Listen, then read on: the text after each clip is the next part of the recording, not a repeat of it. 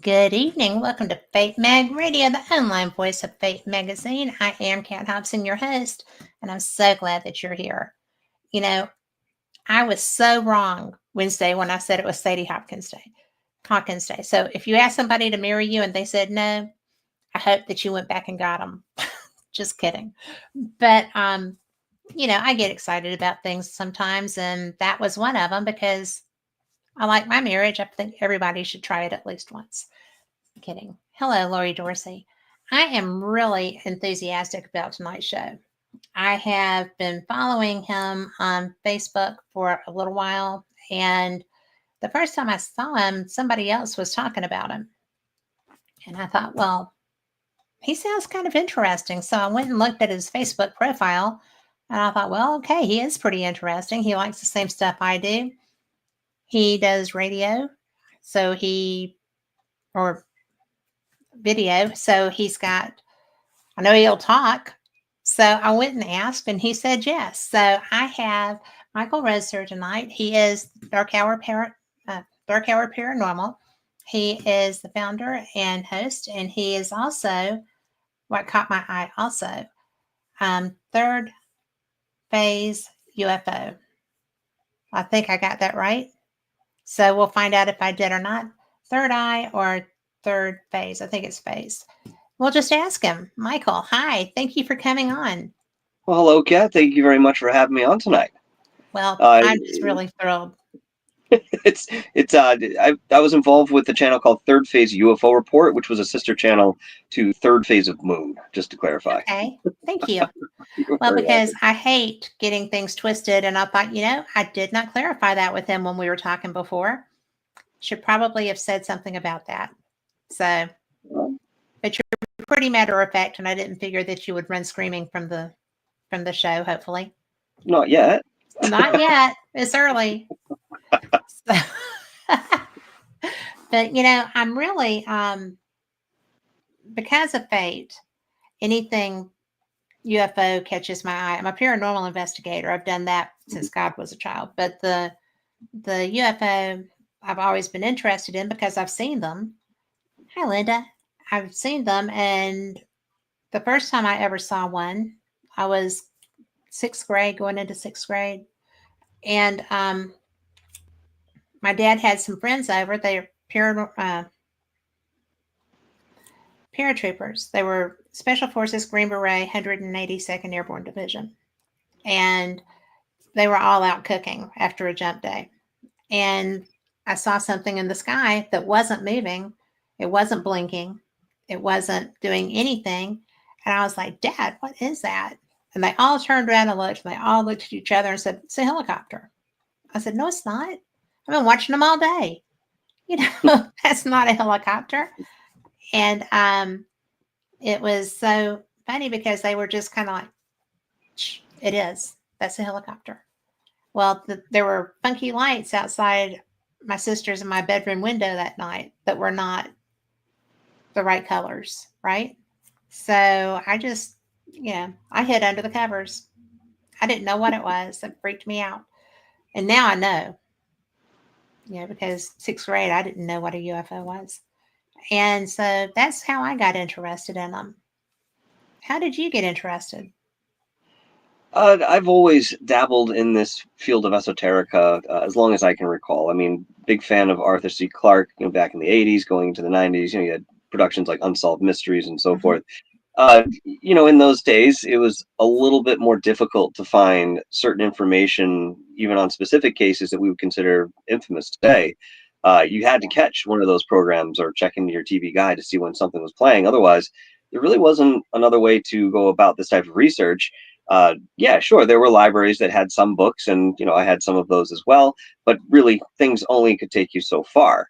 That was my first real interest in this field as a generality, being that young and having some of that research that I could get into, and obviously the affinity for those productions. But I was having paranormal experiences, which I wasn't really aware that that's what it was until some years after the fact.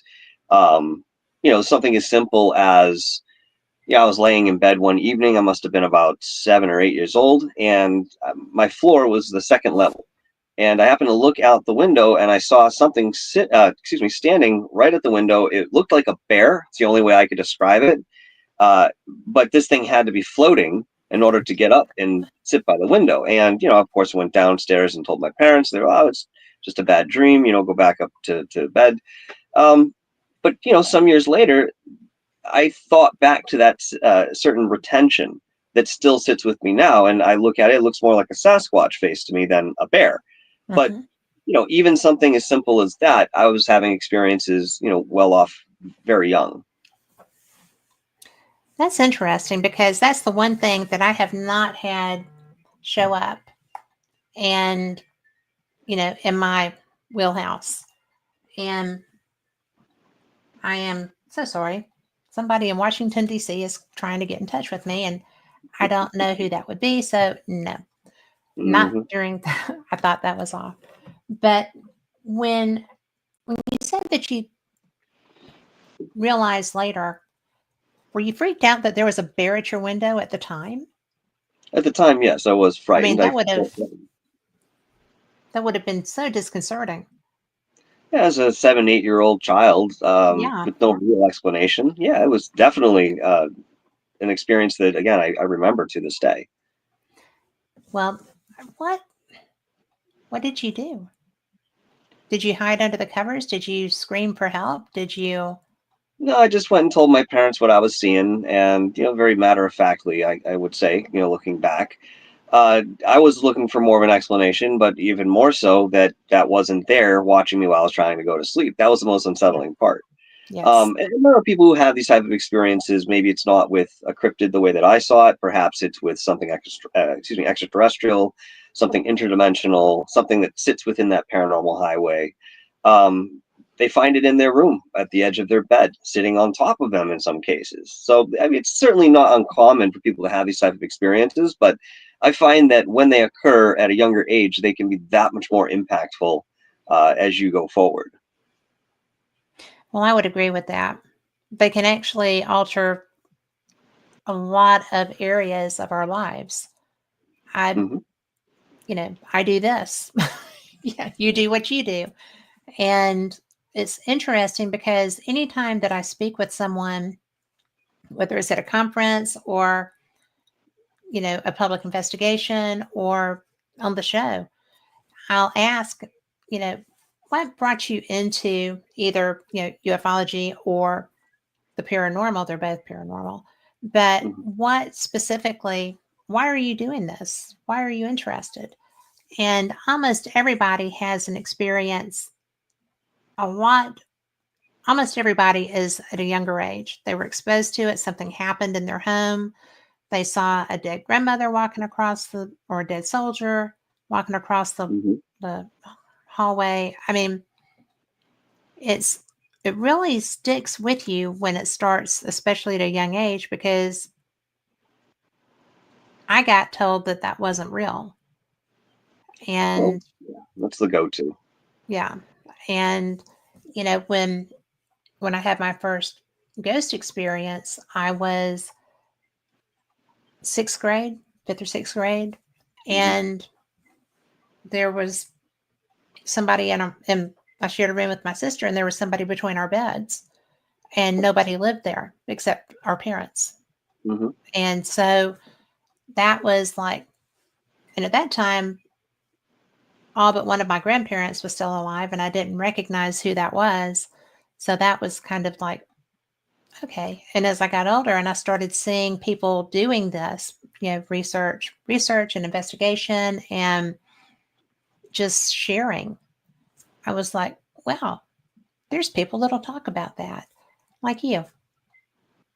Absolutely. I mean, today we're a little bit more disclosed in a sense where, talking about the paranormal world or UAPs, UFOs, USOs, anything that, sits in there, it's more of a household conversation. And, we can look towards the television shows on the paranormal that sprouted up during the late 90s, going into the early 2000s, had a big influence on people's awareness.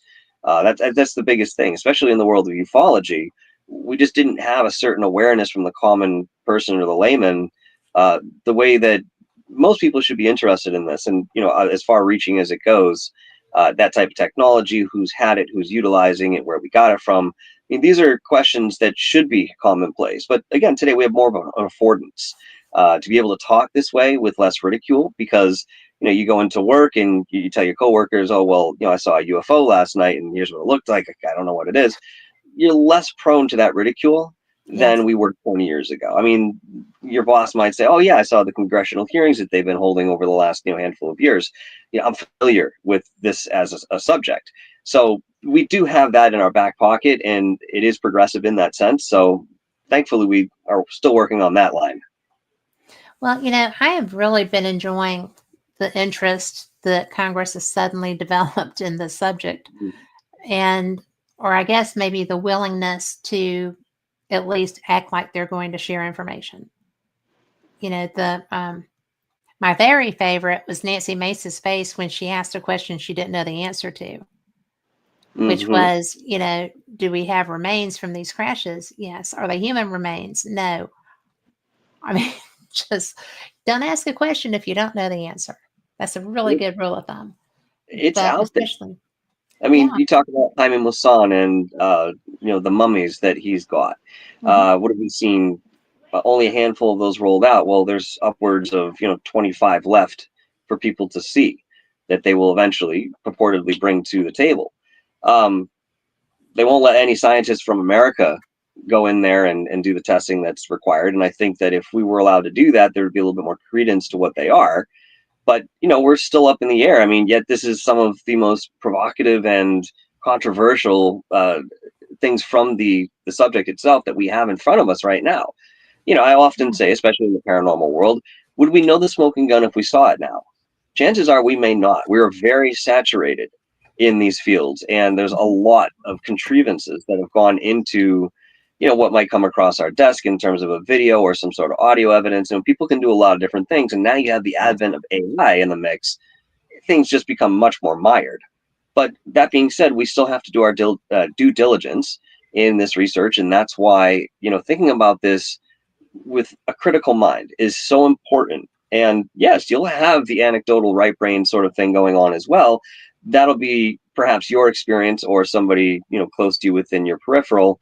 But that being said, we should always be looking towards the explanation that we, at least in whatever capacity, have to give ourselves when we're talking about these different aspects of this field. It's really interesting when you're talking about the anecdotal things. We have such an opportunity if people will step forward and take it, because I interviewed, I guess a year ago, maybe a little more than a year ago, Jacques Vallée. He had written a new book with his co-author called Trinity about the crash prior to Roswell. And it was definitely a bizarre thing for me to talk about. I wasn't aware of it.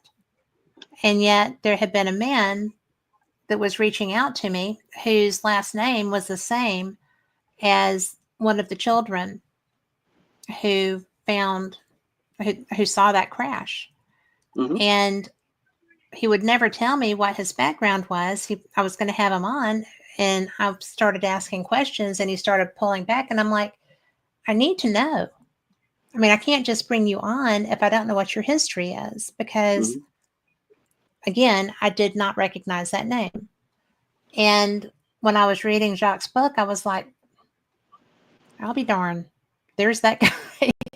That must have been his dad or his grandpa that, interacted with the being that had survived the crash. There were, I think, 3 of them, and that they all ultimately died. But it was a few days before the military showed up. And they only came because their telegraph tower had gone down. They couldn't communicate, so they had to follow the line to find where something was broken, and they found a UFO. Crashed with 2 dead bodies and 1 dying. So, and the kids watched from a hilltop. The reason they saw it was because they had snuck out on horses. I mean, to go out and do a sneaky horseback ride at night. So, things like that I love that, because it's always somebody that's just in a random spot that either they weren't supposed to be in or whatever. But, because those kids were out there on their horses and trying not to get in trouble, they watched the whole thing being very quiet to make sure nobody showed up. So, There's a couple different things you could think about this. I mean, it does seem like randomly they're in the right place, the right time, wrong place, wrong time, however you want to look at it. And yet we do understand from people who have interacted with extraterrestrials purportedly, or have continued contact in certain ways, that yeah. there's a very stark nonlinearity that goes into some of the existence of these beings that they encounter. And they probably know far more than we do in an intuitive sense, and know how to utilize that as become part of their natural course to whatever degree that body has the capability of doing so. um, it's been said in many different ways that if you've seen a UFO, there's like a 90% chance that you've been abducted before, you just don't Yeah. recall. Again, this idea is that a lot of us are being utilized in that way, and this is something that's been going on for as long as anybody can remember. But that being said, you bring up certain names here and individuals that have had experiences so long ago. It's really important that we sit these folks down now to Mm-hmm. whatever degree they're willing to cooperate, because they're a dying breed. Calvin Parker, Yes. Travis Walton. I mean, these are famous cases that ufology will be talking about for the rest of time. I mean, it's the foundation of what we've had to work with since we've ever turned an eye to the sky this way. And keep in mind that these are all modern interpretations Yes. of what's going on. We see in ancient history and lots within petroglyphs, hieroglyphs, and so forth, that there's a possibility that we had a relationship with certain extraterrestrial species, and it wasn't so uncommon or out of place that we knew that there was life in the universe and that we had interactions and influence perhaps in both ways. So we're very much at the end of the Yuga cycle, which lasts about 26,000 years in certain terms. And thinking about it as a clock, if you see that 0 point up at 12 coming down to the 6 o'clock point, within the energy and transitions that happen in the earth physically and the life that's there's a consciousness that can be quantified to a certain degree within this phenomena. And the Yuga cycle pretty much illustrates when civilization on that planet is more conscious and less conscious based on this cyclical movement. And we've just kind of crested that 6 o'clock. So if you were to think the dark ages, no written language, you know what I mean, people are speaking in tongues, poverty, I mean, tumult, you name it, that dark ages, that's the bottom of that cycle. So we're kind of swinging up towards the 7 o'clock point. And yes, we have quite a ways to go, but We do. within this trajectory, we're headed up in consciousness, and more information like what we're talking about will be revealed.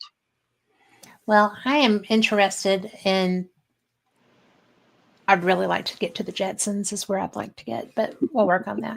But that's my dream. I want a flying car, but and a maid that's a robot that doesn't have to get directions, and will just come and do stuff for free. All I have to do is provide the oil and stuff. We're on the cusp. We have flying cars already. They're just not available to you and I, but we have them. Russia's made them. I mean, there are a bunch of countries that have already done this, and AI is going to replace many of those mundane tasks that we do every day. So yeah, within the next 20 years, you might see a robot that gets you, your hot dog out of the water, whatever. You know what I mean?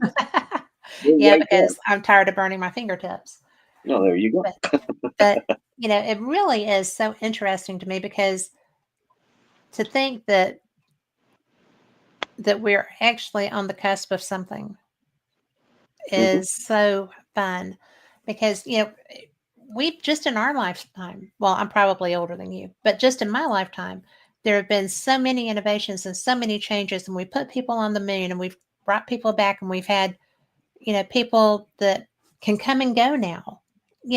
We send people off and bring them back, and reusable craft. Reusable craft, I think, is a big deal. And I think it was a game changer.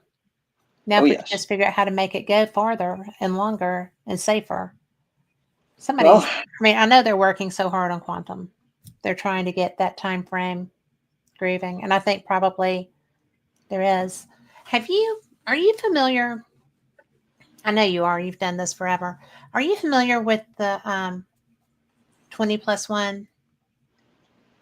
program? +1 sounds very familiar.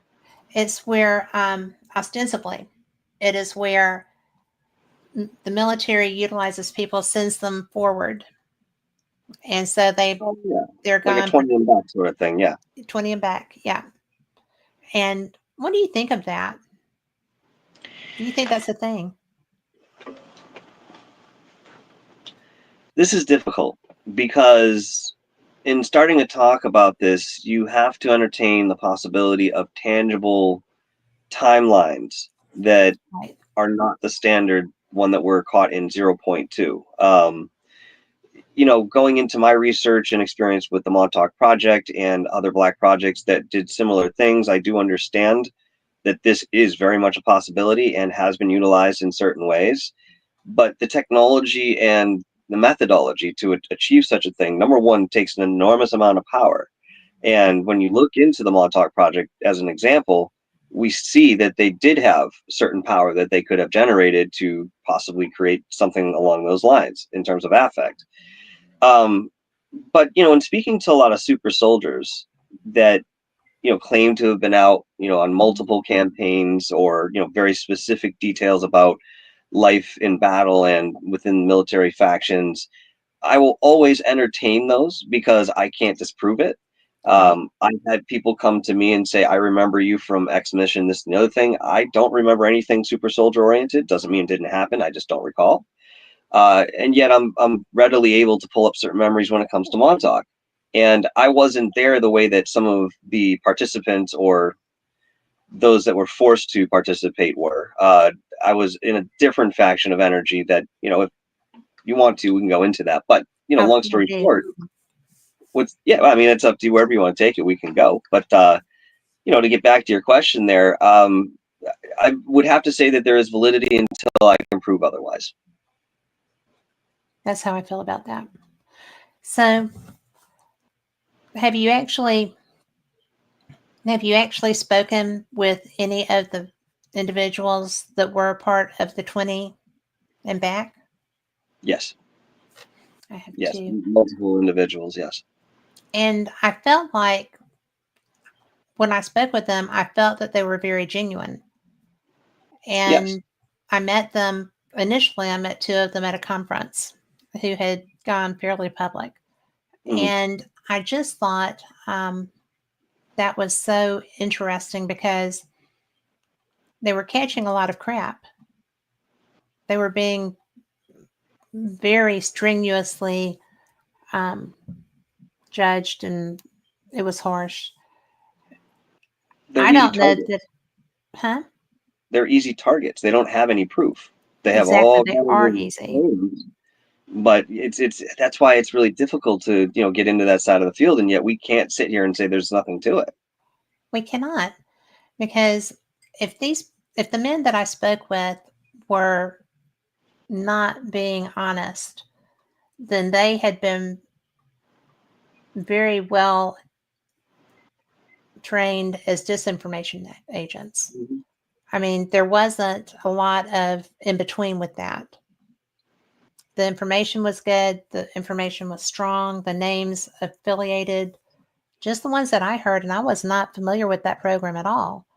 I was like, Programmed really? that way. They're only going to remember certain things, or they Right. have memories that are planted. And we first saw that with Montauk in terms of a general awareness that they were able to plant memory in versus just erase it.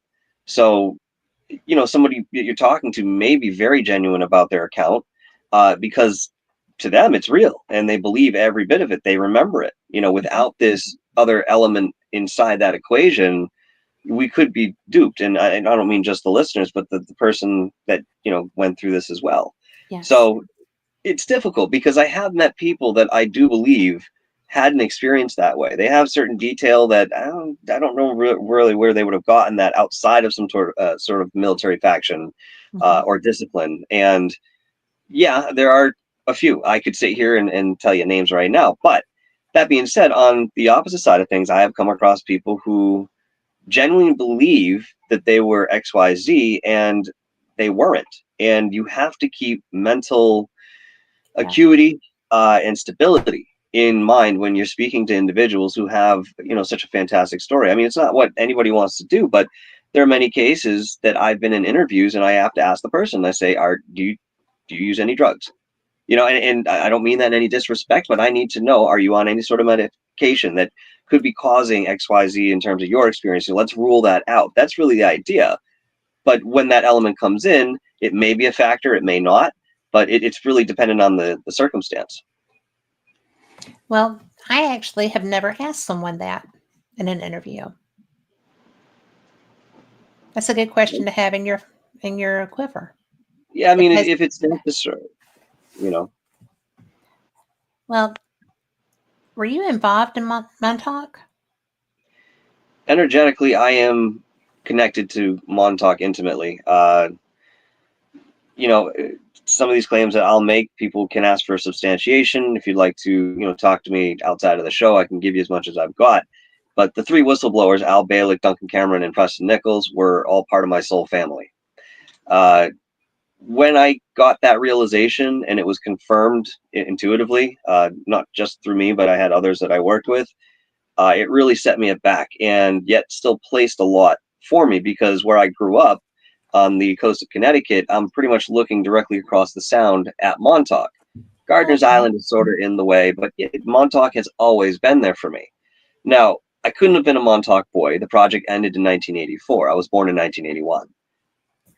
And yet I talked to people that are born in, the late 80s, going into the 90s and so forth, and they were running sister projects that were still coming directly back to Montauk, whether it be energetically or physically. And they claim that they were sent back in time to, visit the first legs of the project, and they were there as observers, and it was part of the process that they went through. So I mean, again, going into different timelines and possibilities, there's certainly something that we can discuss, but very difficult to validate in any sort of real way. But my connection, going back to your question, is on an energetic level, and one of my responsibilities with this association is to heal a lot of what Montauk had done. And this goes into different dimensions. It goes into different corners of the universe, even quite physically in a sense. There was a lot that was experimented with empirically, Yes. that did a lot of damage, not only to individuals who, some of them are still lost out in the ethers or some timeline, nobody knows what happened to them, or entire dimensions themselves have been uprighted within their math, and now do not, hold the harmonious signal that they normally would, or signature, within the enveloping dimension of, the 12 dimensions that we have within this matrix, if you will. So that's primarily my responsibility, and to bring about that awareness and healing within the people that were affected, which I have done pretty strongly, in terms of spearheading, different things that I could work with in these individuals and how they could heal. But that's what we have time for now. That's what we're here to do now. Yes, we remember the things that happened, but we need to get past the trauma and heal together, because there are some of us who, again, are connected energetically to these types of projects that have the ability to help each other. And as long as we can get into a safe space and have that conversation, I generally find it to be very successful. Can you share a little bit for people listening who are not familiar with Montauk? Certainly. It's a very wide-reaching project. It really was comprised of three different projects, namely Phoenix 1, 2, and 3. Each one of these built upon the last, and really all of this began with, radio sonde technology, which essentially has to do with, weather manipulation and so forth. Orgone energy with Wilhelm Reich, and his experiments with that was also very influential, because orgone energy, when directed properly, can heal anything that ails us. Any physical problem that we have, it can heal us. And also can do the exact opposite when directed a different way. It's a very powerful life force energy that was discovered and started to be utilized a bit more out in the open, through the late 40s and going into the 50s. So, long story short, Montauk happened at Montauk because they began at Brookhaven National Labs. And, initially they were trying to figure out a frequency that they could beam at an individual that would allow them to take over that person's mind and very simply said, have mind control. And they experimented for some years, and eventually they did find it, and they brought it to Congress and said, hey, look what we can do. We could weaponize this and this and the other thing. And Congress was not too keen on the idea that, well, they could typically do that to anybody they pointed it at, in terms of that research, including members of Congress. So they defunded it. And yet the Air Force was the one to pick it up. And within that effort, they moved out to Montauk Point, which has Camp Hero. It's a Revolutionary War military base that has been expounded upon and utilized for many years for different reasons. And at the time, it was abandoned. We're looking around the early 60s. And the draw there was that radar tower, which was one of, I think it was less than 10 in the world, the FPS Sage radar system. It's a very specific type of radar system that, again, could be utilized when they start working with different frequencies outside of what it was designed for. It actually sits in a band of frequencies that encompasses the frequency that they had found for mind control. If you guys want to know what that frequency is, it's out there. You can find it, but I'm not going to mention the exact measurement of hertz over the air here, but it is out there if you're interested in going into that science, because there's something behind it that's also expressed that I'm not going to go into at the moment. So from there, they expounded upon the mind control, which led them into discovering that with enough power, they could actually start opening up portals to different dimensions. So they would just be throwing people into these things to see what would happen. If they came back, if they didn't matter. It's empirical. Get somebody else. Oh, this one died. Get them out of here. Get another one in. Very soulless. And yet, of course, our government would never be involved with that, right? What's that? I said, of course, our government would never have that inclination at all. Yeah, of course, right? But the funny thing was, the traditional government that we are familiar with was not entirely aware of what they were doing. And if you watch my documentary, the second one I did on Montauk, called "The Time Is Now: Lost Souls of Montauk," it opens up with John D'Souza, who is responsible for the X-Files. He was the one who had the real files, and that was. And he's when he read his first book, we became friends, and we've been friends for a long time now. It's fascinating to me. But I digress. No, but I do know who you're talking about in his place. Yeah, he's a fantastic guy. I've known him through ThirdPhase of Moon, more or less. I think I've spoken to him on the phone maybe a couple times throughout the years, but yeah, I mean, they asked him to do this favor for me and sit down and talk about Montauk to the best that he knew, and he did. But again, here's a guy who was in those military factions, and he had the ear on that, people were doing stuff down there, and he could hear some of those details of time travel and going into super soldiers, which was like the latter part of that program. They kind of figured out how to make that work. But, let's just put it this way. If I were to sum it up, it was a manipulation of time, space, and energy with a focus on mind control and seeing what limits the human body, the emotional body, mental state could take, and then drawing lines, similar to what the Nazis were doing medically during World War II. It's actually fascinating to me because when I started talking to people that had a background and knowledge of this, I was so surprised. I did not understand, and I was angry that things like that were allowed to happen and happen frequently. I mean, there's been more programs of that nature than anybody would ever want to discuss. And they've been, I mean, they've had moderate, all of them, success rates. And nobody has ever really been held accountable for doing goober things with that.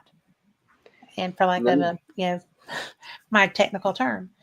But it's really horrific what happens under the guise of improving things and under the guise of science. We just had a large part of the world population wiped out by a virus that was allowed to be released, and nobody knew what to do with. And No, and there were you a lot don't, of thoughts. Yeah. when you play Yeah. with science, you know, it's tough sometimes. And there's I rarely understand that accountability for that. there's definitely got to be accountability. The problem is a lot of these things happen within privately funded Yeah. factions. Yeah. And, again, the governments really don't have any say or knowledge about it. I mean, take anything that's retrieved. Sometimes. Okay. Yeah. If you Yes, picked up that's by true. Skunk Works, Lockheed Martin, if you pick up by any one of these independent military contractors, and once they have it, they don't have to tell you, and they don't have to tell the government. They don't have to tell anybody anything. They're under no legal obligation to share that. So when you have that type of isolation and um, succession, you know what I mean? We're going to come into some hiccups here in terms of how we get certain information or what's being released to us, what we're allowed to know. The reason that they're still keeping it secret. I mean, so many other things come up when we look at this a little more deeply and realize who has the reins. Yes. And it's always the man behind the curtain that's the most dangerous. Yeah, I mean, these people don't abide by the law like you and I have to. It's not a faction of their life, it's not an element, and they therefore live completely separate realities than we do. Very much in a defining sense, the way that the rich live versus the poor. I mean, it's that great of a gap in terms of what they know and utilize versus what we do. Yes, it's very frustrating. I want all the toys. I Yeah, want well, all no, the no. access. I want all the access to all the toys, and Mhm. especially the travel that I understand is available. So I think that would be just fantastic. Well, I mean, Well, they're already proving time travel on a quantum level, yeah, level publicly today. So yes, the next thing will come out and roll out. I mean, we're so far behind in what we have for knowledge. I've had, people tell me that we're well beyond what you can imagine in terms of the technology we have. And I said, wait a minute, I can imagine time travel. I can exactly. imagine teleportation. I can imagine a lot of different things. You're saying we're beyond that. And that person told me, who was higher up in the echelon of the Air Force, yeah, that's where we're at. He goes, any of those things that you can think of, the Star Wars and Star Trek, all that stuff conceptually, it's all been done. I said, you got to be kidding me. So there's something happening behind the scenes somehow. And of course, one must sit back and wonder, how would you hide something along those lines, a project that's so massive and dumping money into this? There are resources that need to be tapped into. Um, there's got to be a paper trail somewhere. And even in Montauk, we found those paper trails. We found receipts and logging files and documents that show, when food was delivered to the base. And we knew that during that time, there were only supposed to be X number of people there, yet you're buying food for thousands of people. I mean, these little Yeah. inconsistencies and incongruities go a long way when you start really looking into this stuff. Well, I mean, you don't really think they paid $25,000 for a hammer. What's So that now? I said, you don't really think they paid $25,000 for a hammer, do you now? Of course 10,000 not. for a toilet? Yeah. So that's my favorite movie ever. Mm-hmm. But how did you get access to go and do that research at Montauk? I had the inclination to go out there at some point. I'd been thinking about it for years and not sure why it took me so long, but there was a draw that I had on a very intuitive level to the point where it was uncomfortable. Like I had to go there. And through some of my networks, I was speaking to an individual by the name of Long Island Bigfoot, fantastic guy who's out in Long Island, clearly. And he said, I have this other guy that has been very involved in Montauk and researching it for almost 40 years. I mean, boots on the ground research, working on putting all this stuff together, evidence wise and so forth. Said his name is Brian Minnick. I said, wow, that name sounds really familiar. Not realizing that I had already seen him on the Dark Files with Christopher Garantano, just didn't know it was him.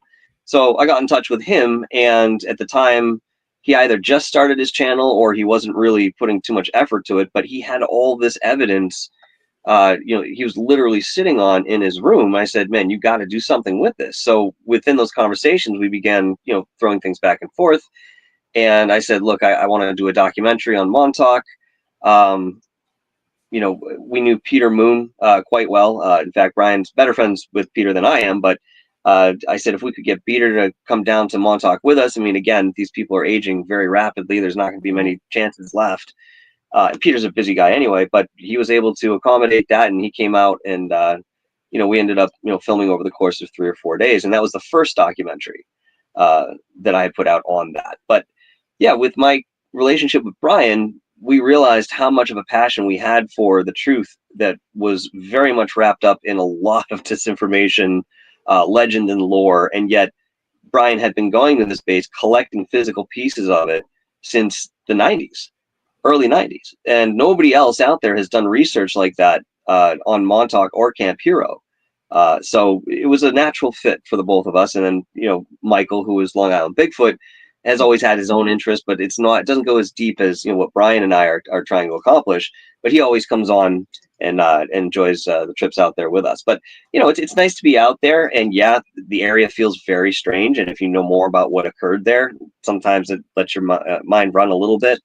But there's a lot of history that goes into Montauk, and there's a reason that it is what it is in terms of a focus. I mean, just to say, for example, Pharaoh. The name Pharaoh, the surname, which we associate with Egypt, is only found in one other place in the world in our history, and that is in Long Island. Yeah. Okay. People say, well, why? What's the connection? Not realizing that when Pangea was around, Long Island was snuggled nice and tight right there with Egypt. It's literally the same Earth that Egypt is. It's just migrated over here. So there's that very distinct connection with the core of that material. And then the cultures are also in that mix as well. Look, when the settlers came over here and they went to Long Island, they noticed that there were pyramids everywhere, some really big ones and some smaller ones. So they went to the Native Americans, the Algonquin at the time, and they said, how did you guys make these pyramids? And they said, well, what do you mean? Which ones? And they go, either of them. You got big ones, you got small ones. They go, well, we didn't make the small ones, but we made the big ones. And they're like, oh, well, who made the small ones? And they pointed up to the sky. They said, oh, the people that come from Mars. They said, we don't like them much because they come down here and they take our women and children, and they set up these little pyramids that have something to do with a grid that deals with their electricity the way that they're using it. No real explanation from them, but we find similar stories with the Dogon tribe down in Australia as well. Yeah. So there's a lot that goes into the history of Montauk that makes it much more significant outside of the project, but also very coincidental, I'll say, that they understood the synchronicity of that energy in the land, and they were able to put the project right where they needed to, because that plays a large part in what they were doing too. It had to be about location, it had to be about timing and celestial formation. Like all of that went into this, that whole occult side of things. It's so fascinating to me, and I don't get to talk to people like you all that often because most of the time they're on the air. When I'm on the air, they're doing stuff. Mm-hmm. But I find it so interesting that utilizing things that aren't supposed to even be real, okay, when they're using celestial mathematics, as it were, and energies, and the information that is so well hidden from the average person, and then randomly somebody like you comes across that. People like your friends, people like the military that had that knowledge to be able to build that and get everything grooving, to actually have the experimentation and experiences that were relevant to that location because of all this esoteric information that nobody's supposed to know, believe, accept, acknowledge. And bada boom, bada bing, there it is being used. And we're sitting here talking about that. I say to people all the time, I don't care if you don't believe in clairvoyance or, telepathy. It doesn't matter if you believe it. The government does. Yes, they do. And they utilize that. They utilize it. So it goes beyond the realm of belief and modality at this point. Yeah. It's really up to the individual to open up and carry an open mind in terms of what is possible, because we're already seeing things that well exceed, what we would have imagined, 20 years ago. Look at the next, handful of years coming up, and when we're talking about singularities and, all different shifts that really rock a paradigm rather than affect, one community or one city or country here or there. This is going to affect everybody. We're in an enormous paradigm shift. Yes. And so few people will even discuss that, much less acknowledge it. That's right. That's right. And Well, there's fear that's wrapped up into this too. Don't forget that there's the other side of ufology that's trying to keep people in that narrative that, makes them believe that there's a threat. And, yes, my side of the field has always come out and said very, very strongly. And, Dr. Stephen Greer is, a good friend of my network, and, Third Phase of Moon works with him almost exclusively in certain ways. And this is what he's been trying to dispel as well. There is nothing to fear. Yes, there are entities and energies and extraterrestrials, if you will, that do mean us harm. But there's yes, also ones that don't care about us at all. The way that you see somebody's grass and not counting every blade, you know what I mean? Where they're just there. And yes, then there are others who are more benevolent to us. And of course, that comes back to the idea that they may be part of our parentage. So yeah. there's logic behind here if you, again, just go deep enough. Well, there are humans just like that. That's We're right. varied, and I mean,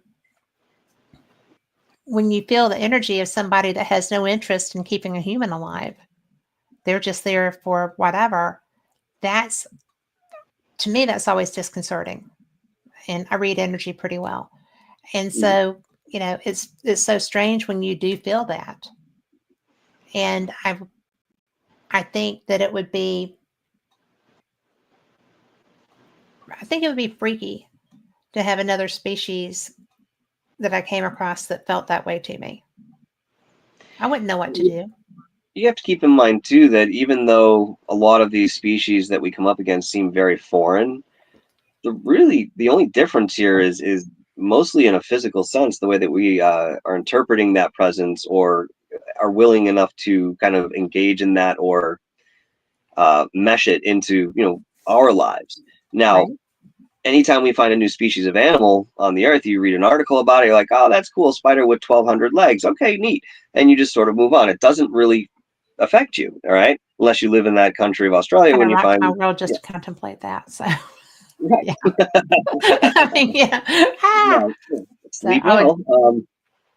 With that being said, uh, so people have seen extraterrestrials, we'll say for the sake of conversation, that look like praying mantis, or they look like cats, or they look like lizard people. And the only difference between the way we've evolved and another species from somewhere else has evolved that holds that facade, if you will, is that was the evolutionary path that they took. So supposedly, when we were created, they the 6 to 8 species, I think, that were involved in our creation, took minerals from the earth, and of course we have those present in our bodies. But they also took DNA from, apparently in this case, the apes. So we went a very mammalian route, and we have similar characteristics to the ape. It doesn't mean that that's where everything comes from. It means that that's part of our DNA as well. That was part of the mix in the equation. In other spaces where these cultures are developing, again, maybe the lizard was the most conscious entity on the planet at that time, and that's why they decided to use that DNA. Or maybe it was the praying mantis or something akin to it. So these energies are us. They are us wearing different suits. And that's one of the things that we're going to have to understand and then ground into in terms of reality, is that we have a universal family the way that we have a global family. I agree with that. It just blows my mind because I had I had a guest at one time, and my one of my audience members was like, "Oh my god!" But she reads and she does your backgrounds and things of that nature. And she came up one during a show, and she was like, "Well, your background is something that would bother people, and I don't Hmm. really want to say that." And I said, "Well, now you've opened the can. You're going to have to tell me what this is." She's like, "Well, you have a reptilian background." And I'm like, "Well, yeah. I mean, that's not freaky." And one of my guests, one of my listeners, was like, "Oh my god, my friend is reptilian." And I was like, "I haven't eaten you yet. I think you're okay." But it was really an interesting conversation because I had not recognized that Kimberly was going to be bringing that to the show. So that was lots of fun Kimberly because, O'Connor? huh? Was it Kimberly O'Connor? No, it was Okay, I Kimberly wasn't sure if McGregor. you were talking about the same person. All right, I figured I'd ask. But it was really funny. But we have a question for you in chat. Were Hmm. you up for it? We'll have to come back to this topic. As a kid, did you ever play or make a game called Buckets of Blood? What's it called? Buckets O Blood. No, I can't say I did. Okay. Sorry. Then I don't know what that question was for. But it was from Linda Judd, who said that you've been on with her. So that was, I just figured that it was something from that show. So I on don't Dark Horse honestly. Paranormal. I don't remember. I mean, I remember Dark Horse Paranormal. That was we'd had a fantastic time. But unless I'm given a little bit of detail, I've been doing this so long. I don't really remember what shows I've been on. I'm sorry. That's fine. I remember Dark Horse Paranormal. I absolutely remember Yeah. those. So now we're going to have to find out what Buckets of Blood is. So she's going to have to put a dissertation in the chat room. Okay. So, well, Waiting with bated breath. we'll be waiting. We'll be reading it out loud, Linda. Go ahead. But why is this something that you have? Because you're very involved. You work with Stephen. You'd work with so many people that are, I think, really interesting humans in this field. What made you feel so strongly that this was the way that you wanted to go? I mean, the CE5, I love that. In fact, my guest next week is Costa Macraeus, who is very involved in that. And so that's not something that people take lightly. And I assume Right. that you don't either in your work with that. That's How correct. did you get so involved with Stephen and get all of this stuff grieving? A lot of it has to do with timing and just people that I've met along the way. In starting going from radio to YouTube was not something I had intended to do. Mm-hmm. But I was told at a certain point by an individual that this is where things were going and that you kind of have to. I'm like, being old school, I want to stay on radio. That's what I'm familiar Right. with. But I eventually, found my way in that and became natural. But it all kind of started, I think it was like my third or fourth show that I was doing. I was at my house and I went into the kitchen to wash my hands. I'm trying to think, what show I should do, who I should do it on. And I looked over at the soap and it was Meyer's soap or whatever. I'm like, oh, Billy Meyer. Let's do a show on Billy Meyer, right? So old Yeah. case, but I'm still cutting my teeth on YouTube, so that's fine. So I get on there and I absolutely talk terribly about Billy. And I was like, yeah, look at this photo. He's holding a string over here, blah, blah, blah. I'm just going off, right? I don't really think many people are listening to me at this point because I'm a new channel. I don't have many subscribers. And sure enough, Michael Horn, the English-speaking ambassador for Billy Meyer, found me Mm-hmm. and listened to the show. Well, I got a very comprehensive email that I will only say left me with an earful, and that if I I wanted to know the imagine. truth, I was to contact him. And I said, all right, fine. So I started talking to higher caliber guests, I would say, early on, because this was sort of something that gravitated towards what I was doing. And yes, COVID, again, going into the timing, that did play a part in what people were able to do in terms of availability. Right. So in going through this, I ended up meeting a very, very close friend of mine today. His name is Rich Giordano from the channel Goof On. And, this guy has over 10,000 hours of watching the sky. He's very versed in ufology. It's what he's always done. So we very quickly became friends. And it's around the same time, he started working with ThirdPhase of Moon. And, that seemed like his gig at the time. And I'm kind of sitting back peripherally. I'm like, okay, cool. And very slowly, ThirdPhase of Moon kind of wheedled their way into my life. And it was one evening that, Rich says to me, he says, listen, I'm going to call you after, the show tonight and ThirdPhase wants to talk to you. And I said, oh, wow. Okay. So I get on the phone with them and they asked me to be a panel member and, attain certain responsibilities within their productions and, maybe even travel at certain points and help with the documentaries and all that. Said, yes, I'm absolutely flattered to do this. So we ended up cultivating a friendship very early on, which put me into contact with other folks, including Stephen Greer, who I have not actually met in person yet. Oh, It's been a very peripheral relationship I've had with Stephen, working very much with, ThirdPhase of Moon. I've done various jobs behind the scenes that involve him as an individual, but he's also somebody who's really difficult to have him sit down for a minute. So I mean, the fact that ThirdPhase That's has cut true. 4 or 5 documentaries, featuring him, has really been something that nobody else has really done before. So yeah, again, just to answer your question there, it's a lot about the networking that I've done and the relationships that I have developed that have led me in different directions in getting to know certain people that I may not have the opportunity to know, otherwise. Yeah. I think that what he does is so important because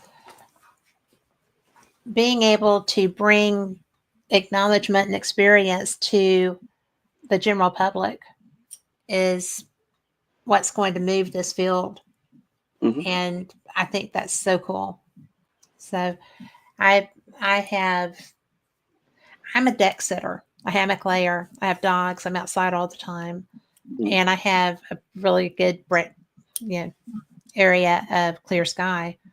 And it's amazing what you see if you're just, sitting outside. Oh yes. And day or night. And the daytime ones are a little freakier than at night because they're very much more in your area and interacting. And it's just like, Mm-hmm. no, I'm the only one here. I was on the phone with my daughter one day and I'm like, do not hang up. I don't care what happens. Don't hang up. And she was like, what? I'm like, just trust me. I'll let you know later. Mm-hmm. But yeah, I wasn't interested in a lost time incident. Certainly not on the phone with my kid, right? But that would be that would have been so hard to explain. So but I really love that this program, through really the strength of Stephen's character and energy, is getting so many people out sky watching to be able to have an experience and understand that there is communication. It's not just random. It can be random, but if you're actively trying, it's not random to get an interaction. That's right. I think that's really special and really cool. And that alone would probably freak a lot of people out, but I think it's a gift. Well, it puts the power in people's hands. It empowers Yes. you as an individual, and a lot of people aren't ready for that type of power yet. They're still worried about a monotheistic guy that lives in the sky. You know what I mean? I'm going to pick on some of those religions that have the same format because it's so old. And if you just go into the history of these secret societies, you'll find where they were born. Yeah. So how do you continue to deny that reality is something much more than what you initially see or make of it, because you have a story that you've been given, and someone else's idea of what the world is, you're given that at an early age. It's only in about in adolescence that you get a chance to actually think about things for yourself, and of course is where you get rebellion and so forth from. But on a spiritual level, you haven't had a chance to even decide what's real and what isn't, and now you've subscribed to something that you can't substantiate. Look, Yeah. When people say I feel Jesus, or I'm feeling the Virgin Mary, sure, I believe that that's happening, but it's the verbiage that you're using which is disengaging to certain people. And for what we're doing moving forward, people are free to keep that religious modality, whatever it may be, if what they're comfortable with, but they have to go into this understanding that if we do meet on a larger level an extraterrestrial species, or even something that's terrestrial living in the earth and now comes up but looks like it's an extraterrestrial, there's going to have to be an adjustment for that, and they will have to augment that truth within what they believe. But again, in doing that, you have to understand that the truth is more fluid than not. So things can change. Are we ready for that change? Whether a lot of people say that we are, and people like you and myself, Kat, we certainly are. But it's also our job in what we're doing to very gently introduce what may come up sooner than later to audiences that don't necessarily have that perception. Well, I'm more geared towards coming out of the sky than coming up out of the ground. It's both. Honestly, we've got I know them it here. is both. I know it's both. But People want to make it one or the other. And I'm like, no, it's both. Well, I mean, because look how many of us there are, and how many different ways we look. I mean, it's not unrealistic to think that everything is likely to change pretty quickly with just one introduction.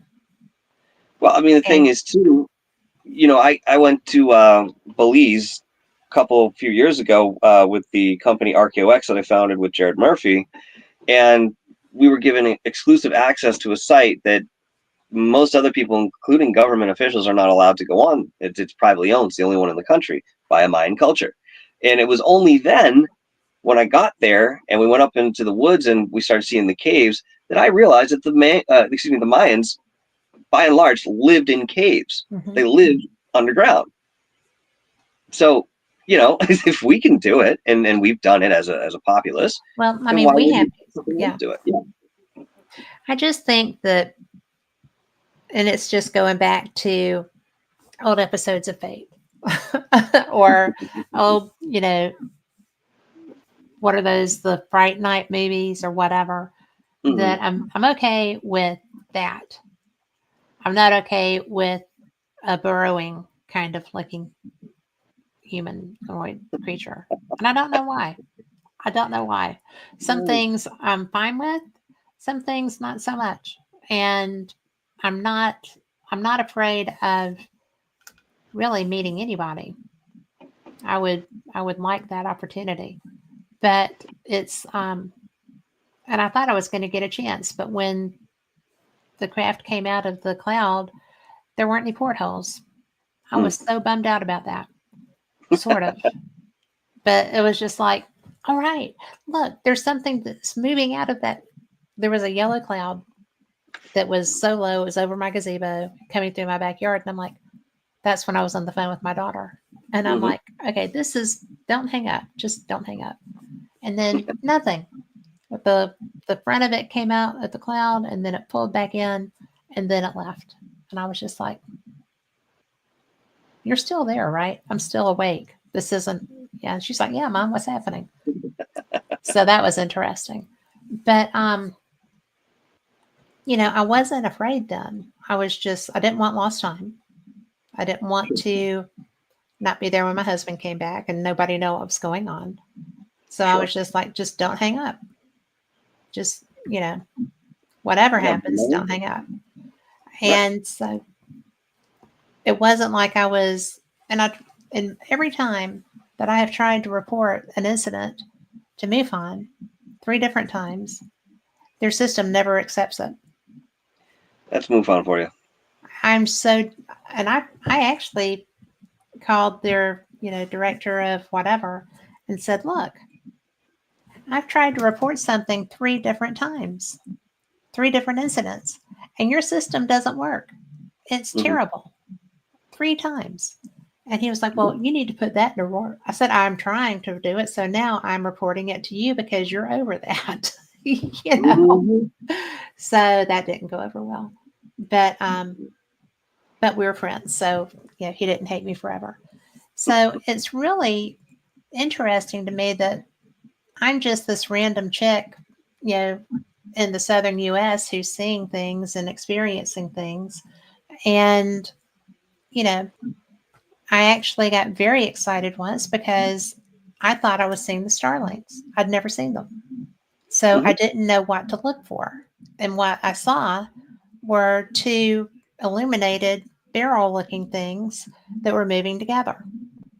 And I have an air refueling wing base near me, which was pointed out to me. I was like, I know what they look like.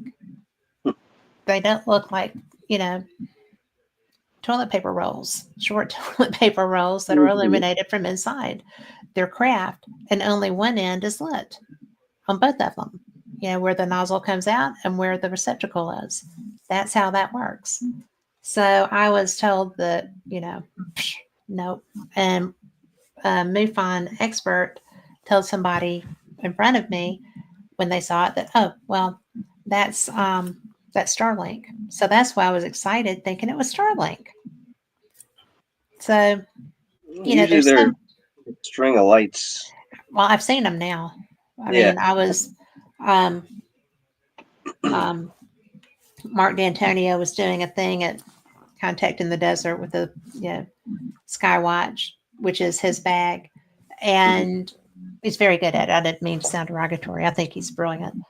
But I got to see them. And so now I know what I'm looking for. or what I'm seeing when I see them. But it was so, I mean, I was so excited thinking that was Starlink because that's what he told that guy in Phoenix. Mhm. And I was like, all right, this is so exciting. So, I'm really looking forward to an opportunity maybe to get to meet someone because I've come so close. But to my knowledge, I haven't. Out of all the experiences I've had, I can say that I don't have one in recollection where I came into direct contact with an extraterrestrial up until recently. Um, so I did an interview with Dr. Jonathan Reed about a month or so ago. Maybe it was almost 2 months now, about a month and a half. And one of the things that he told me off screen was that occasionally people that interview him get a visit from his alien friend Freddie. And I said, all right, that's fine. I'm okay with that. Cool. And it was just sort of a warning, and I'm like, all right, yeah, no problem. And we continued on, talking about something else. And sure enough, there was a night where I was playing some mini golf on my Oculus with a friend of mine, and I finished up. And as I put the Oculus down, I turned around and I saw, for just a brief moment, uh, what looked to be some type of extraterrestrial sitting in my chair, and then to the left of him were three other beings that looked like ribbons of light. So they Oh, didn't how look anything cool. like him, but they were with him. And as I kind of gathered my senses for that half second that I saw them physically, I realized that I was having a conversation with them that was deeply involved. It had something to do with spirituality, and that the conversation was now over. And whoop, that was it. They all just disappeared in front of my eyes. Oh, And I wow. stood there scratching my head saying, wait a minute, did I just see what I think I saw? And I'm trying to feel this out. And as I talked to a friend about it afterwards, he says, did you feel threatened? I'm like, no, they felt like friends. There was everything natural in between us. But apparently, while I was playing Oculus, going into these other timelines and Right. thoughts, right, I was having a conversation with this one and whatever those three were over there. So that's the only time I've actually had that experience. I have yet to tell Jonathan. I have him coming on again on Tuesday night, so I'll be speaking with him off camera about that. I'll be Um, listening. yeah, I'll be curious to see if there's any sort of corroboration in the visits that he gets. But yeah, outside of that, I've never really had an experience. I mean, I've seen UFOs. I've seen the traditional Bob Lazar sports model. When I was 19, I saw that. Yeah. Then I saw a PR3B when I was in my mid 20s. Um, but yeah, nothing in terms of real interaction with a biological entity. Well, you're the only person I have spoken with who has seen the light beings. I think that's interesting. I didn't know what to make of them. And even today, if I were to sit down and draw them, there was something very etheric about their makeup, wherein I knew that they were there, they were utilizing the space that they were in, and yet they weren't. So there was something about that physiology that I can't really put my finger on, but that's the best way I can describe it, like thick ribbons of light. I mean, the ribbons were about this thick and, went up almost like it looked like a stick figure with no head. Oh, wow. They were conscious beings. I don't know if they were tag-alongs or whatever the case was. I don't know what they were doing along with this other one that was sitting in my chair, but yeah, I've never seen anything quite like that.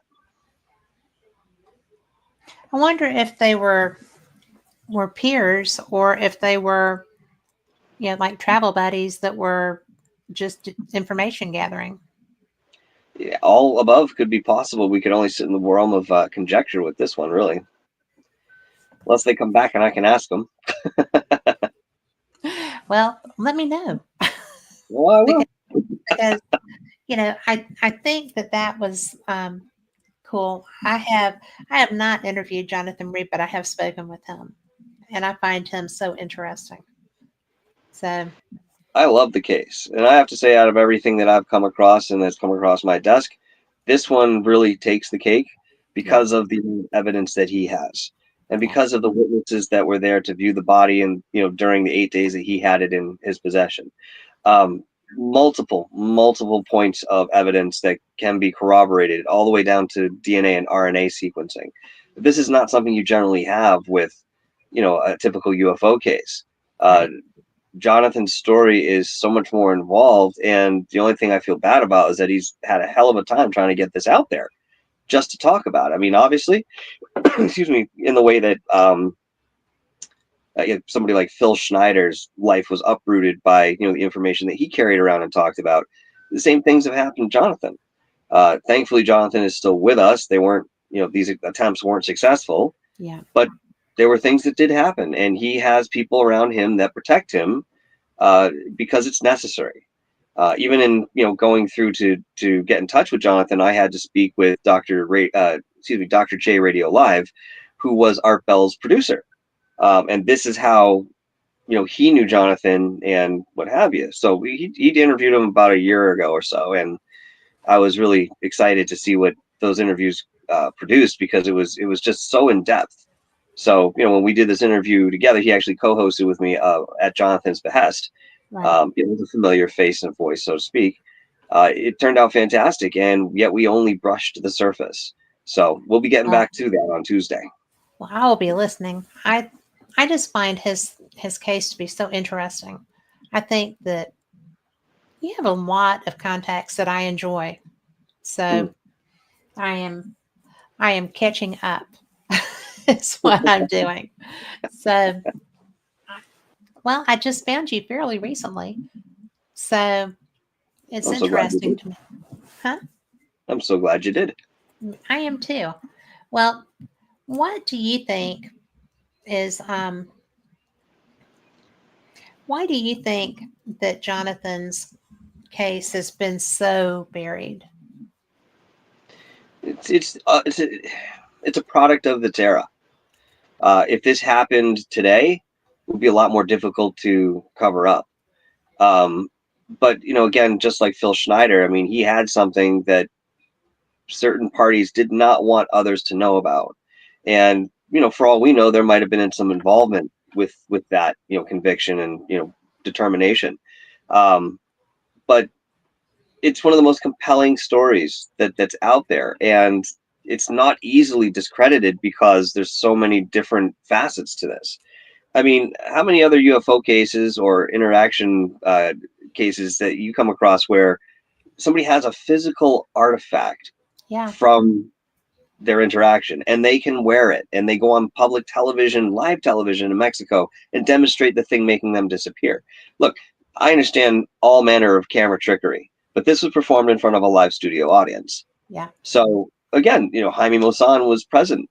There are multiple witnesses to corroborate what Jonathan claims, even in the most fantastic of ways. And that, again, is something we just don't have in other cases that perhaps should. Well, I think that he's been done very poorly. Oh, personally. Absolutely. That's intentional. It's just, It was so traumatic. And I feel like it would have been so traumatic. So, not many people would have survived. No. Jonathan's a true warrior. Yep. But so where do you see yourself going with your next phase of research? What is your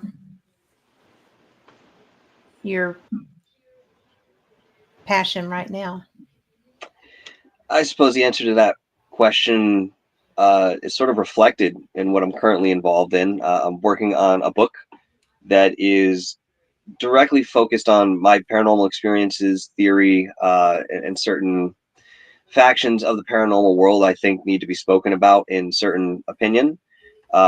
Just sort of a benchmark for where we are right now. So I'm putting that together. Hopefully that'll be done by the end of the summer.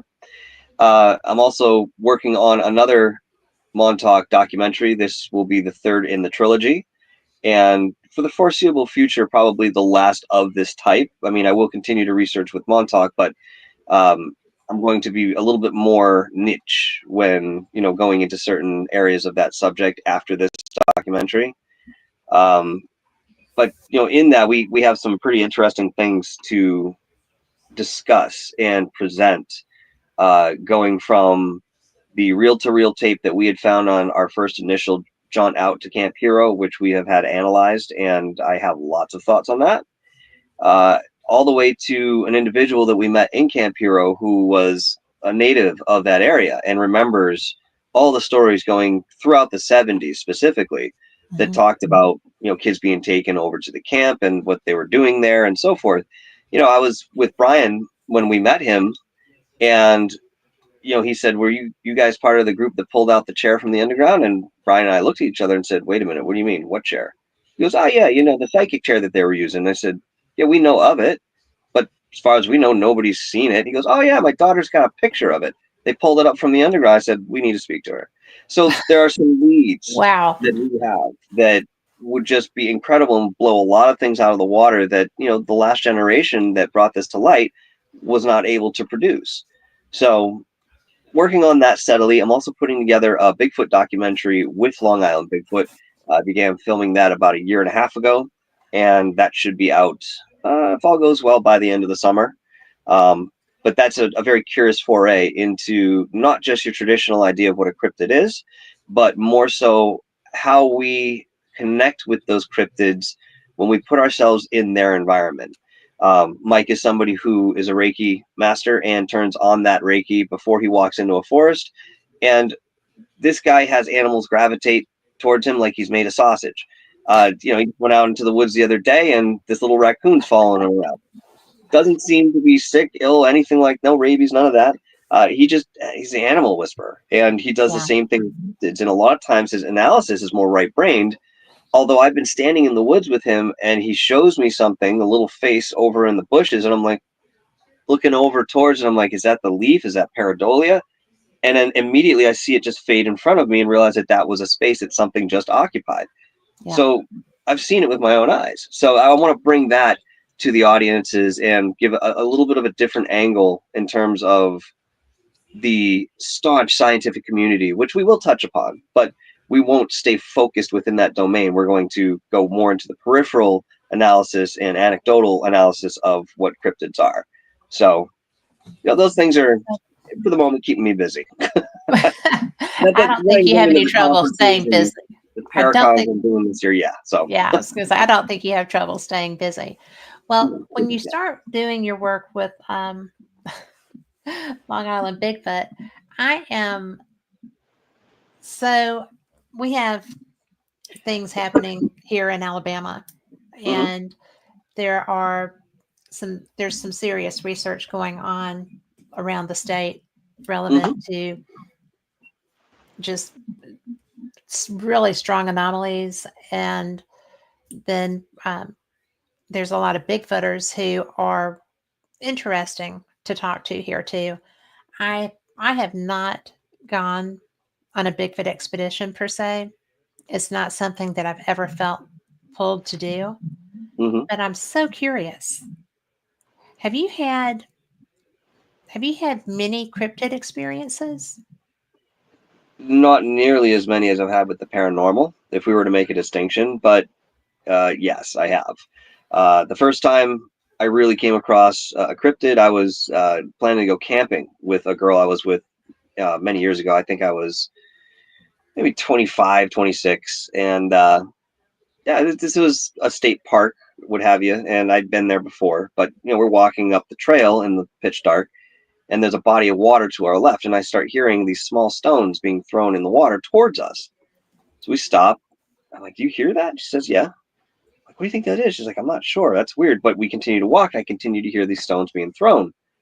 Next thing you know, I feel in the air something akin to like a tightness. And it just kind of hits me all of a sudden. Maybe if I were to look on it now, it felt sort of like anger. I don't really know, but I felt something in the air. It had changed. And immediately I hear an enormous boulder fall into the water. Now, there are no rock facades that way over some of the cliff areas where something naturally could just fall down. Something had to find this stone, bring it to the water's edge, and then huck it in. So while I didn't see anything, I now understand the activity of walking into a cryptid domicile, if you will, where they reside. And this is exactly what that experience was. In another case, I was out on Long Island. We were in the Pine Barrens, and it was myself, Long Island Bigfoot, and Brian Minnick. And we were out at night just going in to see what was there, because the forest is full of energy, and it's a matter of how you tune into it. Generally can dictate what you experience. And, I'm in the woods with a Montauk historian and somebody who goes out in the woods all the time. Mike is a retired military guy. I mean, he has bearings like you wouldn't believe, and we get lost. We're in the woods, we're lost. It's pitch dark out. We don't know where we are. And somehow we find ourselves eventually getting to the opposite side of the lake that we were camped on. And we could see some of the reflection in the distance, the glows of the fires. And we're like, okay, so now we have an orientation. We couldn't figure out or decide or agree on which way was back. And we were on one trail. So there was a disorientation that was happening. And this was the initial onset of what was to come. So we just make a decision and we start heading back on the trail. And off to my right, I feel something walking with us. So I look over and I see an enormous shadow that was in the shape of a humanoid that was probably 6.5 to 7 feet tall, bigger than me. And it's moving fluidly, almost as a reflection in a mirror. And when I stop, it stops. When I move forward, it moves forward. It was only then I realized that there were red eyes associated with it as well. And I'm thinking, good Lord, whatever. I'm not going to make too much of a deal about it.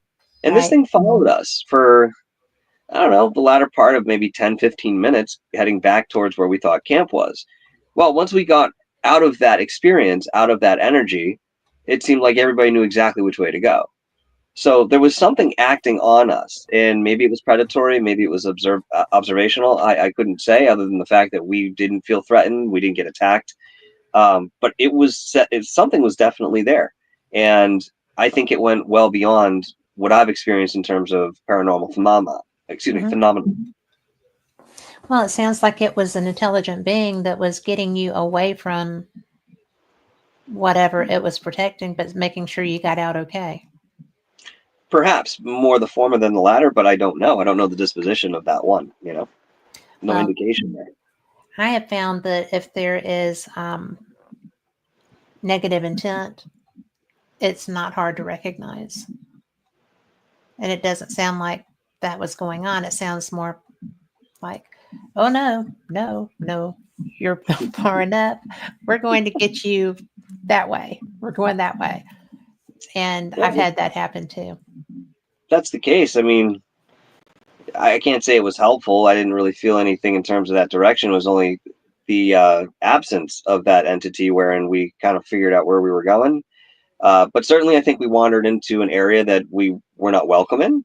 And perhaps, this was one that was surveying, how far we might be going, or, trying to figure out our intention being there. It's possible. I mean, sometimes these things do mask their true intention, and you see them as one thing and then realize very quickly that that's not what it was, what it is. Yeah. But depends on the circumstance, really, and the energy that you're up against. Is this elemental, or is this something more developed in terms of consciousness? You kind of have to ask yourself when you come up against something like that in the field. How do you ascertain or differentiate between energies, I guess, for lack of a better term? How do you read them? Depends on the format. And what I mean by that is, there's a difference between channeling through a clairvoyant sense and having somebody come in versus something that's in your natural environment. Many cases, it's very difficult to make that assertion.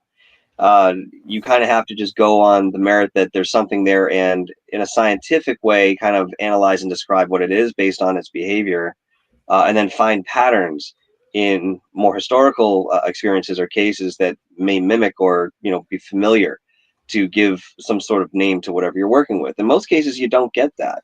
I can tell you if an energy is acting benevolent or malevolent, but I can't necessarily always tell you who that person was, because they may lie too, or they may project themselves to be something that they're not. Especially when you go into these non-human consciousness, these entities, they embody something much different than what we're aware of or what we live in terms of familiarity. And it's very easy for them to manipulate people, especially in a weakened state, or perhaps, God forbid, a child. I've seen many cases where that was what was happening. And, just like, for example, Annabelle the doll, very famous case, the homeowners thought that they were talking to a little girl. And, whatever validity is actually, with that. And unfortunately, we have to look at the Warrens cases with a huge grain of salt these days. The pattern is still there. You have something come in, it seems to be something that wants to be a part of, the family, the energy. It's at very least benign. In better, senses, there's an ambivalence. And then you come to find out that that was just a way to get in, just a way to get you. And it seems that when that is the goal, they're very good at that. I mean, they're first, but they do. Yeah. And have you been fooled? Yes. In different ways, believe it or not. I can tell you that in my experiences, I've had 2 non-human entities follow me home. Both of them lasted for about 3 months independently of each other. Even though they were sort of consecutive, they were separated by about 6 to 7 months. And the first entity I was aware of. I knew that it was on the grounds. I was told by another investigator not to go to a specific area because this thing would latch on, and he had to get rid of it off of another investigator some 8 months prior to me going out there, and just, to play it safe, don't go over there. So fine. I mean, I was filming a pilot for a television show at the time, and there was enough for us to work within the acreage that I didn't necessarily have to go over to the area that he was mentioning. So I went out to this location, did the investigation. I had 2 guys with me, and this thing came to us. And I'm not going to sit here and tell you that it didn't have anything to do with me or certain provocation. There was a point where I started getting frustrated, and I don't know why, because that's not typical of being on an investigation. I generally am very patient. If you're not getting any results, that's fine. We do something else, try it again, whatever. You just accept what you get. But for some reason, I started getting frustrated that evening, and I attribute it to that one's energy that eventually came in full force. And I was in a root cellar, and there's one small opening, the doorway, where I could see the lights from the city in the horizon, but that's the only light that's available to me. But that being said, if somebody were to come in, I can see their shadow, against the background, and I can make out, that outline. Okay. So when this thing came in, it punched in through and went right behind me. It stood behind me screaming. I've never heard anybody so angry in my entire life, but it seemed to have infinite energy for this ire and rage, which it was then screaming at me, "What do you want? What do you want?" And I'm telling him, like, I didn't call you. I don't want anything. Like, why are you here? And it doesn't hear me. It just keeps screaming. But as soon as it had come in, all these little minions, the way I call them, smaller shadows, humanoid, followed and very soundlessly filed all the way around the perimeter of the inside of the room. It was a very disorienting experience because you see motion and expect to hear sound, but it's even worse than not having sound. It's the deep intentional absence of that sound, which is much more unsettling than sitting just in a quiet environment. So I decided to take a break. I went out, and one of my investigators joined me, and he actually heard the thing walking around. And I didn't audibly hear that, but he was telling me that that's what he heard, and he didn't want to be there anymore. And I said, well, at the very least, we can go back into that root cellar and get our stuff. Like, this is not what we do. And back then, I'm talking 2007, 8. I had taken up the disposition that I would yell at my other investigators if they decided they didn't want to do something. You know what I mean? When it came to being scared, right. Much the way that we understand who Zach Bagans is today. But back then, I thought there was something to that sort of conduct. Well, there wasn't. You learn. Yeah, and I learned very, very hard, let's put it that way, because as we, stayed there for another 20 minutes, by the way, time was non-existent while I was there. I entered a completely different space where time did not have any relevance.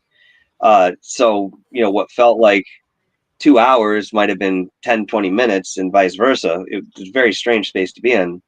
I get in the car with my other investigator, and we're driving out, and I look at him and I say, I don't feel right. He goes, yeah, man, that was a really weird experience. And I'm like, no, something's wrong. He's like, oh, well, I don't know what to tell you, man. I'm like, yeah, me neither. So he drops me off at home, and As soon as I get home, that's when it all began. Like, this thing was with me, and it was in my mind's eye. And anytime I would close my eyes, I could still see it. So sleep was pretty much off the table at this point. And when I was able to get to sleep, it would enact some sort of sleep paralysis that would startle me up, and I would never be able to get any sleep. And this went on for, as I mentioned, a few months. It drained me. It took everything out of me. It affected family members. It affected friends that were around me. It affected the job that I had. Anything that you can imagine this thing would touch, that you hold dear or have some sort of energy that you've invested in life, it had a finger in. And it got to the point where I was experiencing such high levels of anxiety and dread that were consistent. I couldn't take it anymore. I could not ignore this one that was still there screaming, because that's what I had largely done, just turned away. Yep, still screaming at me, never changed the pace, never let up. So finally, I'm driving to work one day, and I said, you know what? I'd rather face this thing and take whatever consequence comes than deal another day the way I've been living. So through a very quick intentional meditation, that's what I did. And as soon as I turned around, that thing was waiting for me. So again, starts on me. What are you doing? Why am I here? What do you want? And I said, to be quite honest with you, and I paraphrase this because it took a little bit more convincing than I make it sound. I said, I wasn't even there for you. I was there to talk to the others that, you pretty much have hunkered there. And, there are stories that go into that. I said, it was never my intention to bother you. And that was the motif of what I was trying to say. That was the overall theme of what I needed to convey. And as I continued to repeat these words in certain ways, I could see him in my mind's eye moving backwards, moving back, until it was way at the end, like a football field away on the horizon, just sitting there. No interaction, can't feel it, but I can see it. And that's where it stayed for about another 3 months, but never came back up towards me. And then it disappeared.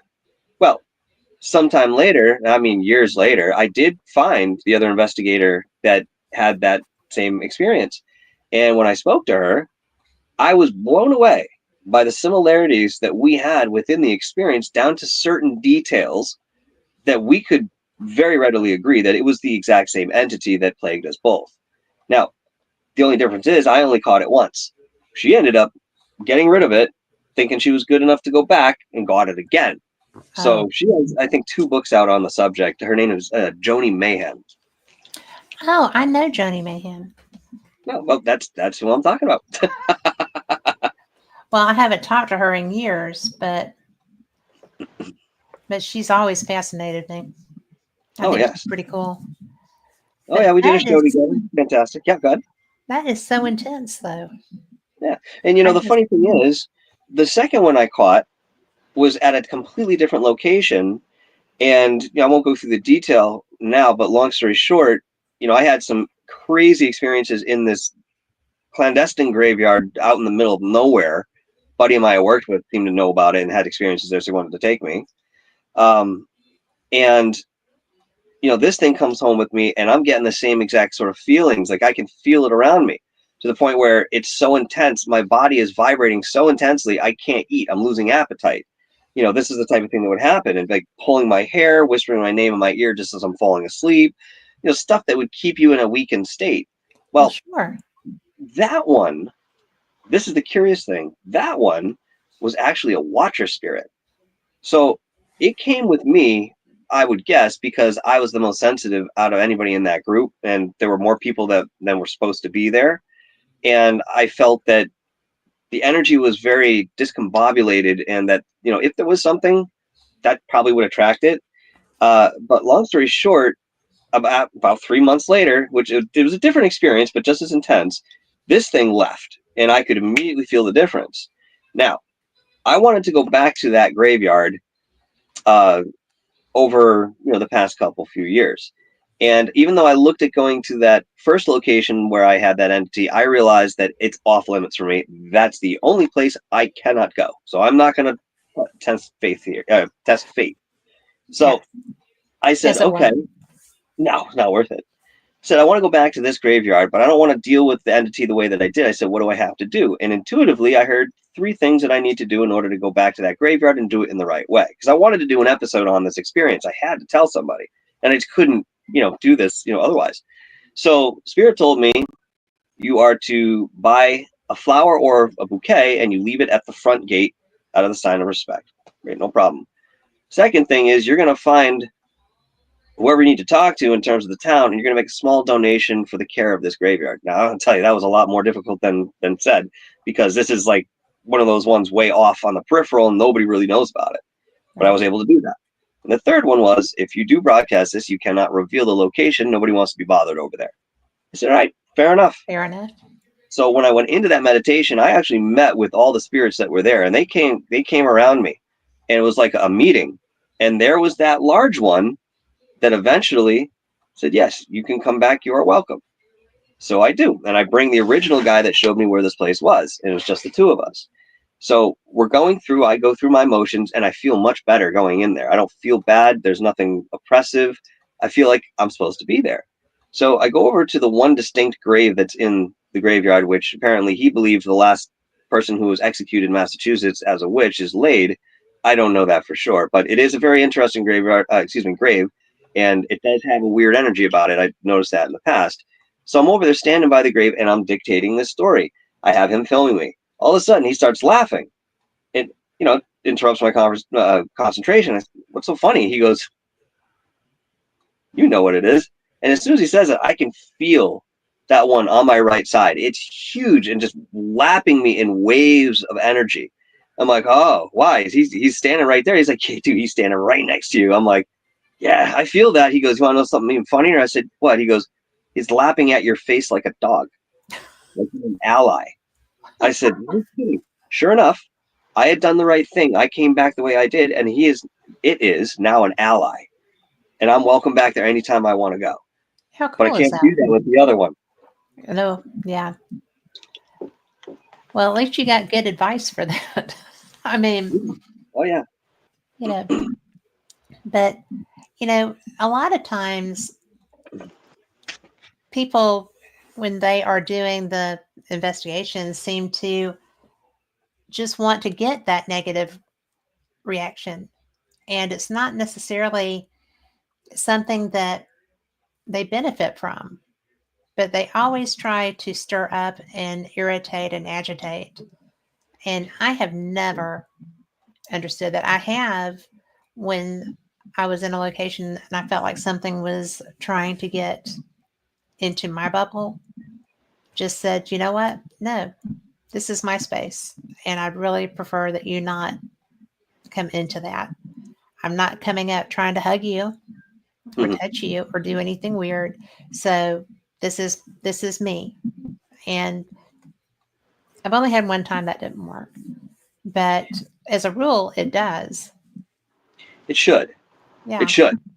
I mean, the entity that I caught on the initial experience was an entity that was not supposed to be here. It was drummed up by a group of occultists that did not know how to put it back. And it belonged in another existence altogether, but it was predatorial. So it did not respond to white light. It did not respond to prayer. It did not respond to traditional protection. If I lit incense in the house, the thing would become irate. It didn't do anything but make it mad. So I had to, seek help on that and on how to work with that, knowing that this was an entity that was non-human, had never been human before, and was not supposed to be here. So yeah, traditionally, like you say, you put that boundary out there. It's in many cases respected by spirit, but there are some that will just say, ass, nuts to that. We're doing what we want to do, and they'll do it.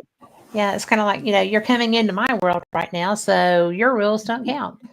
That's what I got. The provocation, I'll tell you why people do that, because that's the quickest way in people's minds to get a response. If you go into a crowd of people and you start calling somebody a mother effer and this and the other thing, guess what? Someone's going to be talking to you real quick.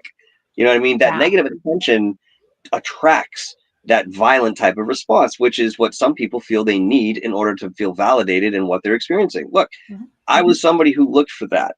And for me, it was a thirst, the way that, you need water when you're thirsty. Like, I had to have that dark experience. I needed that for me, something in it.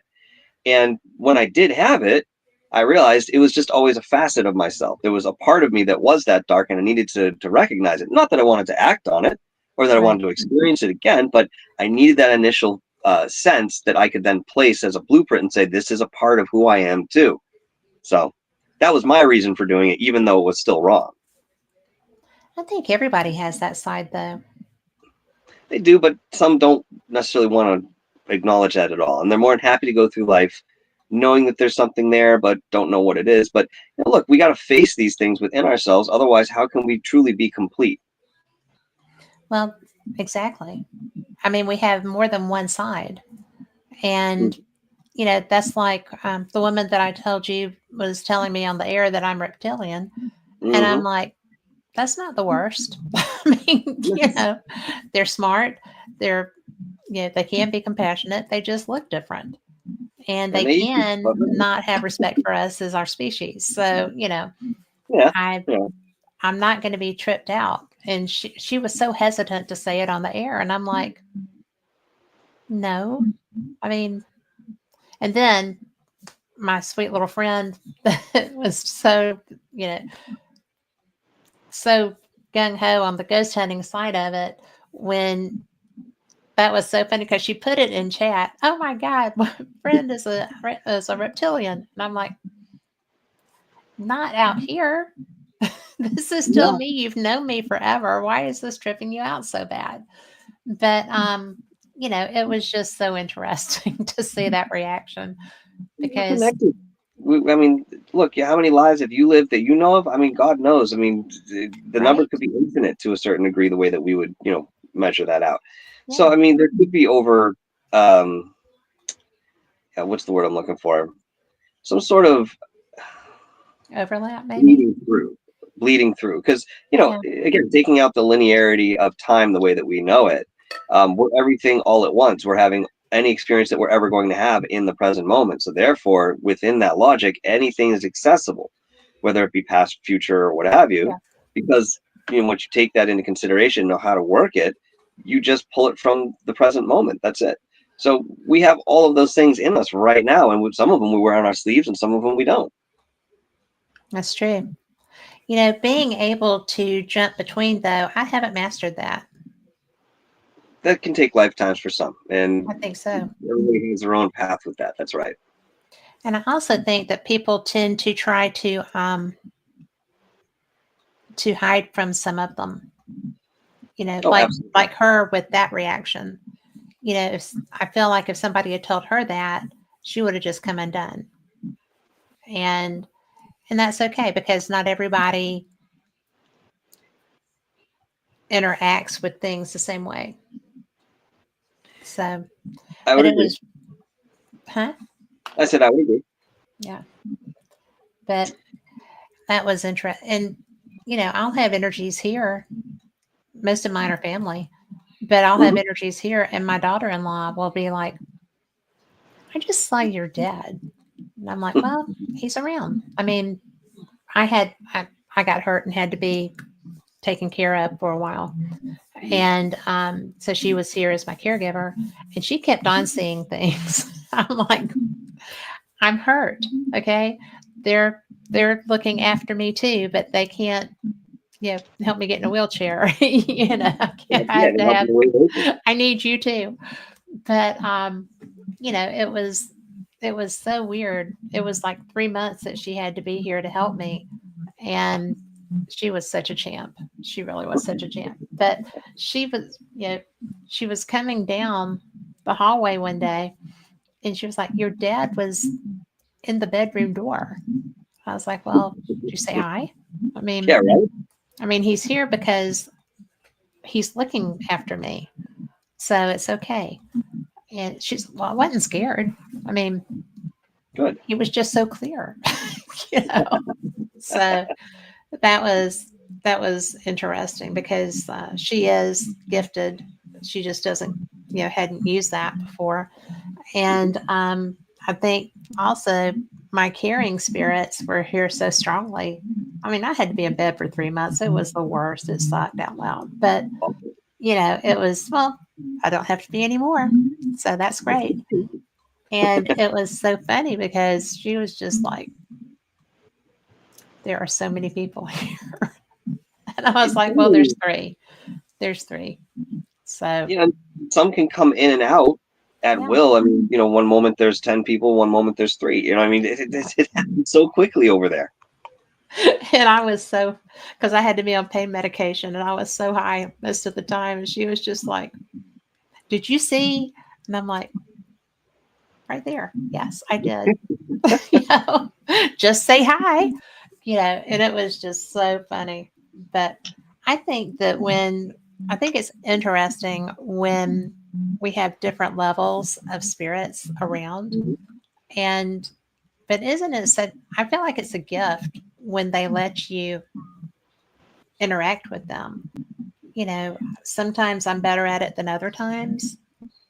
Do you do you recognize who's around you when they are? In most cases, yes. If it's energy that's like family or somebody that you Yeah. know? Yeah. Yeah. I mean, I even have ones come to me that are not family or friends, but there's a familiarity, and Mhm. they'll reveal who they are to me. Yeah. I had an experience some years ago with a guy I worked with, uh, younger guy, and I get a call on a Saturday morning that he passed away the night before. So as I'm talking on the phone, all of a sudden I see out of the corner of my eye this enormous egg-shaped kind of ball of light kind of slowly moving its way towards me. And as it's coming closer, I'm starting to get, empathic responses. Like I'm starting to choke up. I'm like, uh-oh, uh-oh. And as I'm looking at this thing, it's not just the white light you would imagine. It's actually more of a baby blue. And at the bottom was sort of a really soft pink that went to like rose on the bottom. So it was an arc field that I was seeing with the different colors that I'd never experienced anything like that. So it comes closer and closer, and all of a sudden I just break down in tears, trying to talk to this person on the other end of the phone, and yet knowing that the emotions I was displaying were not mine. So I said to this energy, I said, can you please back off just a little bit? Let me finish the conversation, then I'll talk to you. And that's when it started to recede, and I realized that was the guy. And it didn't put it all together in that moment. I just realized as it starts to recede. So about 20 minutes, half hour later, I get off the phone and I walk into my room, which was adjacent to the room I was in. And all of a sudden, out of the corner of the room, here comes this ball of light again. Well, almost like, is it okay now? Can we talk now? Is it good? Like, yep, sure, come on in. So I stood there for about 20 minutes and talked to the corner of the room, but he was standing in front of me. He was very much in my mind's eye, although I could still detect that light that was there. I was seeing mostly him in the mind's eye. And what I saw was he had one foot in this little river of light. It was more of a stream. And the other foot was on the bank. And he says, I don't know what to do. I'm worried about my son, my family. I said, mate, what has transpired has transpired. It's now time for you to move forward and help the way you can from the side that you're on. This is okay. And I went through, the motions of, discussing that and why that was the case. And when I was done, giving him that logic, so to speak, I watched him put his other foot into that stream, and the entire scene just disappeared in front of my mind's eye. Like it just completely melted out of my thoughts. And as this happened, I swear the barometric pressure in the room completely shifted. And it was like nothing had happened. But I just had this incredible, overwhelming experience where I talked to this energy that was standing in front of me. So in those circumstances, I can identify, with a reasonable thought in mind who I'm talking to. But in many cases, they generally come to me, and that's sort of expected, I guess. I don't know. Yeah. That had to be so emotional. It was incredible. I remember it like it was yesterday, and that happened 6 years ago, maybe 7 years. Yeah. Well, I don't even know where to go with you next. This is such a fun conversation. But I didn't realize when I reached out to you that you had such a vast array of different experiences within paranormal fields. Mm-hmm. And I really think that makes you such a fun person to talk to. Well, thank you. So thank you for coming on. Oh, my pleasure, and thank you for having me. Well, I've got a feeling that I could probably have you several more times and never run out of things to talk about. That's a lot of fun.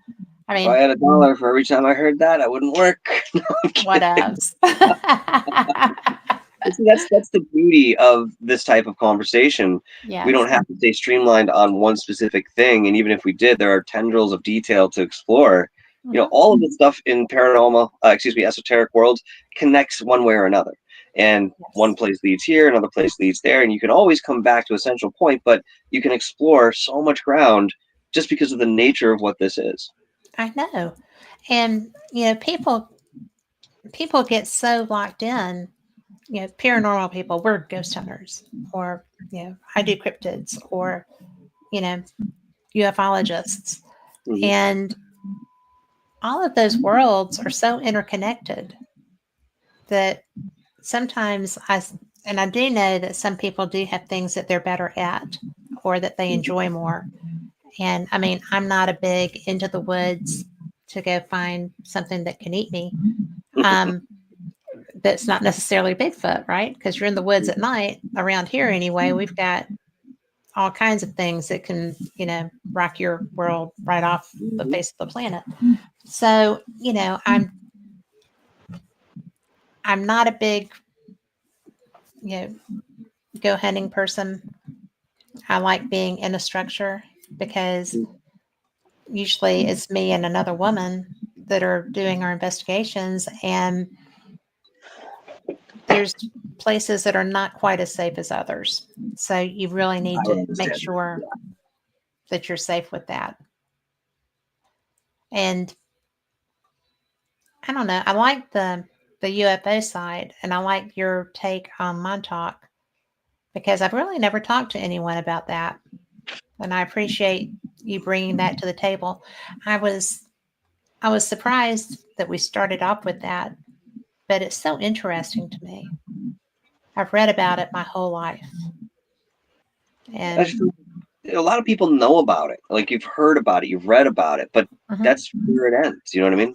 yeah, when I actually loved when oh, that Stephen King book, oh, The Mist, when they're across from the test, and there's testing going on, and the character feels like that's where that came from, that they ruptured something in time.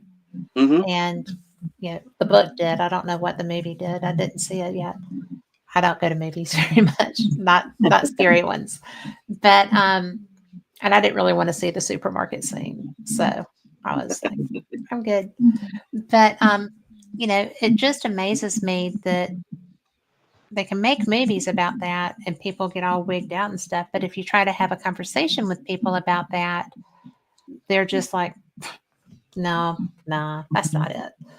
And it's like that's such a strong possibility of what exactly happened. You Yeah, know, I mean, that to could, me, it's all intellectual. If you want to find out, just go down that rabbit hole a little bit, and you'll yes, have enough to think about and come to your own personal intellectual deduction. In many cases, that's what we have to do. That's what we're offered. But yes, strength in numbers in terms of knowing something happened, and when people put a focus on something like this, it grows in its intensity. And we've seen this with paranormal fields as well. I mean, somebody focuses on a house. Next thing you know, they realize this house is being haunted. Well, maybe there was some activity, but now that the entire world is now focused on the house, that activity ramps up significantly.